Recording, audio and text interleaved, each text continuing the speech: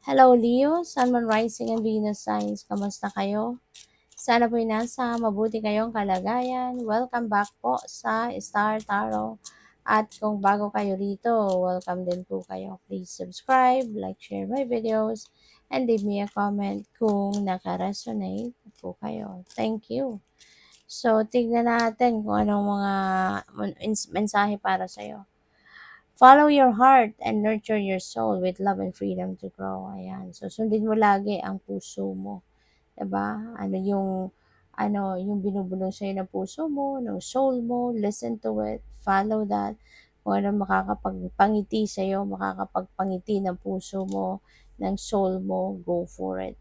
No? You have the freedom, 'di ba? You have the freedom to grow. You have the freedom to do whatever it is, no? Na gusto mong gawin na makakapagpangiti sa'yo. We have creation. Being creative is a wonderful way of witnessing the unfolding of your limitless creative soul. So, napakaganda. Meron kang sisimulang bagong ganap sa ngayon, Leo. At po pwede, no, nagagamitin mo ngayon yung talent mo, yung creativity mo. Maaring you are oozing now with creative ideas. 'Di ba? Yung artistry mo, maaring parang gustong-gusto mo na tong ilabas, gustong-gusto mo na tong pakinabangan, gustong-gusto mo na tong ma-express. Kaya po pwede magkakaroon ka ngayon ng opportunity for you to express your creativity. So take advantage of that. We have signs. The universe has been gently nudging you forward by revealing to you signs and synchronicities. So pakinggan mo to, Leo. Ano? Heads up na ito sa'yo na merong mga intuitive messages and nudges na pinapadala sa'yo ang divine universe. At yan ay mga signs na, no? Kung ano na ang dapat mong gawin. Ano na yung dapat mong unahin, ano yung dapat mong puntahan, or saan ka dapat pumunta. This is already the sign, na nagli-lead sa'yo towards kung saan ang dapat na lugar, anong dapat mong gawin. Okay? So, pay attention to that. Pakinggan mo kung ano yung binubulong ng kutob mo. Diba? So, tingnan natin kung ano pa ang ganap. By the way, maraming salamat for subscribing. And if you haven't subscribed yet, subscribe na kayo. And also, maraming salamat din for not skipping the ads. Malaking bagay yan sa akin. And also, please click the join button sa baba ng video kung gusto niyo na mag-join po kayo sa membership. Okay? Salamat po. So, tignan natin kung ano pa ang ganap. We have a blessing for unity where once there was division. Nice. Kung siguro meron kayong mga naging kaaway in the past, maaaring may mga nagkaroon kayo ng mga kagalit, may mga hindi kayo pagkakaunawaan with someone. So, there is an opportunity for you ngayon to reconcile with them. So, it's either ikaw yung pwedeng lalapit sa kanila, ikaw yung mag initiate ng conversation, ikaw yung hihingi ng tawad sa kanila or makikipag-compromise, or po pwedeng sila ang lalapit sa'yo. Maaaring mapag-uusapan nyo na kung ano man yung hindi ninyo napagkakasunduan, kung ano yung hindi ninyo napagkasunduan or hindi ninyo napagkaintindihan. This time, yan ay maaano na, yan ay mapapatch up na, maaayos na, at pwedeng kayo magkausap na ngayon at mag-reconcile at magsimulang muli, no? Panibagong kumbaga magkakaroon ng reset ang relationship mo with these people or with this person. Kung ano mang klaseng relationship ang meron kayo. So, we have a blessing to ease loneliness and bring companionship. Maaari ng iba sa inyo, pwedeng nagsisenti, you're lonely, mag-isa ka, malungkot, no? Pwedeng ganon.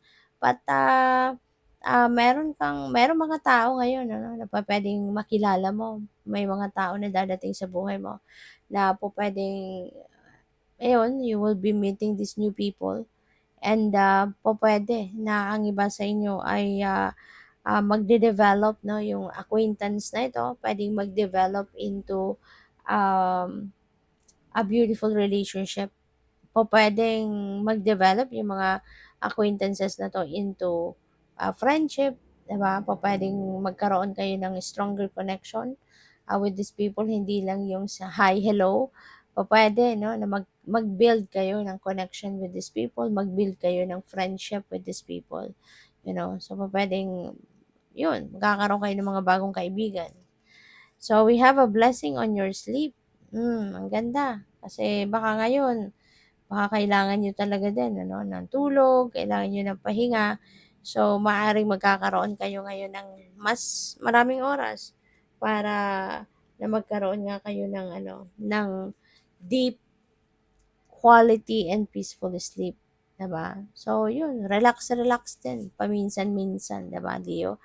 Pupuwede kasi na pagod din kayo, kaya pupuwede rin na baka hindi kayo masyadong nakakatulog sa gabi, hindi kayo nakakatulog, hindi kayo nakakapag-nap, 'di ba, during the day. So, ngayon may pagkakataon kayo whether this is, an opportunity for you to sleep at night or daytime, take advantage of that kasi kailangan natin ng tulog.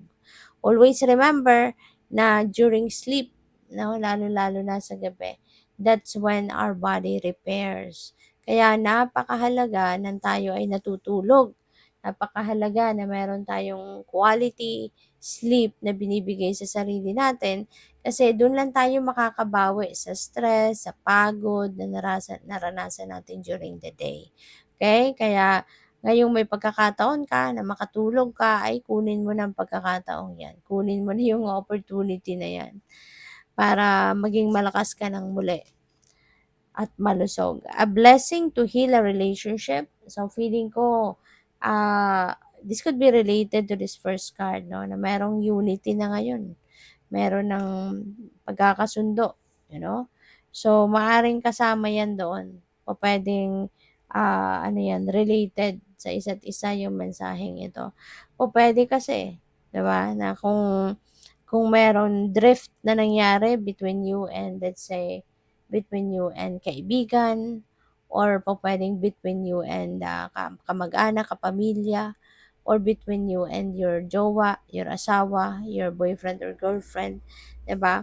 Feeling ko ngayon magkakaroon na dito ng ano, ng kapatawaran, magkakaroon na ng pagpapatawad, meron ng pag, maaaring magkakaroon ka na ng acceptance 'no, doon sa kung ano man ang nangyari between the two of you, between kung ano man yung, kung ano man yung hindi ninyo sunduan, 'di ba? Kung anong pinag-awayan ninyo, pupuwedeng ngayon madi-discuss na ninyo 'yan.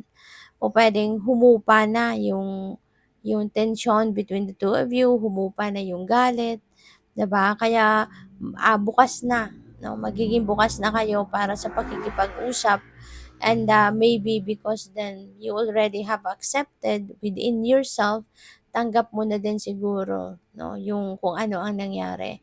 Kaya ngayon mas pipiliin mo pa rin yung pagmamahal mo sa taong ito, yung pagpapahalaga mo sa taong ito, kaya bukas din ang puso mo, ang sarili mo sa pagpapatawad. Kaya magkakaroon na ng healing yung inyong relationship at pupuwedeng magsimula kayong muli ng panibagong chapter sa buhay ninyo in this relationship, 'no? So, good luck. Thank you for watching. Love and light. Namaste.